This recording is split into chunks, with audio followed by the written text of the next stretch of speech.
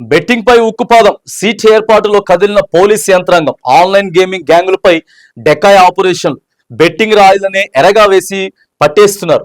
Local ఏజెంట్ల నుంచి అంతర్రాష్ట్ర ముఠాల దాకా వేట. నిజామాబాద్ లో 7 అరెస్ట్, 9 మంది ఫరార్.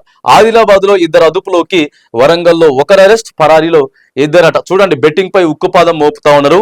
సిట్ ఏర్పాటుతోటి యంత్రాంగం మొత్తం కూడా కదిలింది. పోలీసులు అంతా కూడా అప్రమత్తం అయిపోయినరు.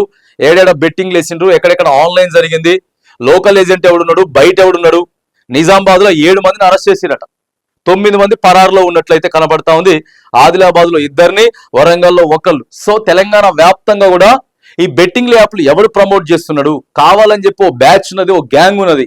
వీళ్ళందరినీ కూడా తీసుకుపోయి బొక్కలేసేటటువంటి ప్రయత్నం మరి పోలీసు అందరూ అయితే చేస్తా ఉన్నారు. కాబట్టి సో ఆ బెట్టింగ్ పై మాత్రానికి తెలంగాణలో ఉక్కుపాదం మోపి ఆ ప్రతి ఇంచు ప్రతి మూల కూడా ఆ క్లుప్తంగా మరి వేటాడుతున్నట్లు, పోలీసు అన్నలు వేటాడుతున్నట్లు మాత్రానికి చూస్తా ఉన్నాం.